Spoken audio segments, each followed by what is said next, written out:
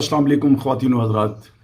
میری جو نظم ہے عید کا چاند، جو میری کتاب پہلا پتھر اور جانے جانا میں بھی شامل ہے، اس سے ایک دو بند آپ کی خدمت میں پیش کر رہا ہوں. عید کا چاند جسے دیکھ کے دل مسلم کا کس قدر شدت جذبات میں کھو جاتا ہے، کتنی بیتاب نگاہوں کو سکون ملتا ہے، کتنی بیتاب نگاہوں کو سکون ملتا ہے، کتنے بے کیف نظاروں پہ نکھار آتا ہے.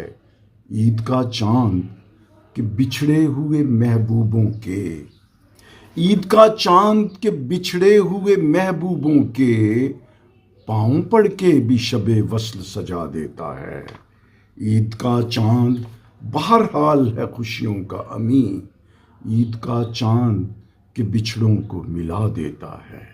عید کا چاند کہ بچھڑوں کو ملا دیتا ہے. کس کو معلوم ہے پر خوشیوں کے ان لمحوں میں کتنے چہروں سے اداسی کی لکیریں ہیں عیاں، کتنے چہروں سے اداسی کی لکیریں ہیں عیاں، کتنی بیوائیں فسردہ ہیں غم شوہر میں، کتنی مائیں ہیں شہیدوں کی یہاں نوحہ کناں، اور کتنے بے آسرا بچے ہیں کہ ابو کے بغیر، کتنے بے آسرا بچے ہیں کہ ابو کے بغیر آج دکھ درد کی تصویر نظر آتے ہیں، آج دکھ درد کی تصویر نظر آتے ہیں.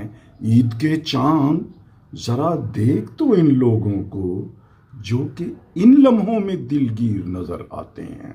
عید کے چاند یہ بتلا تو صحیح عابد کو، عید کے چاند یہ بتلا تو صحیح عابد کو، کون بیوہ کی جوانی پہ ترس کھائے گا، کون فٹ پاتھ پہ سوئے ہوئے لوگوں کے لیے مہر و اخلاص کا نذرانہ لیے آئے گا.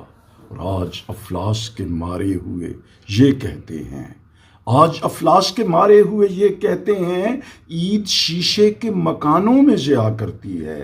عید ہم جیسے غریبوں کی تمناؤں کو اہل دولت کے لیے وقف کیا کرتی ہے.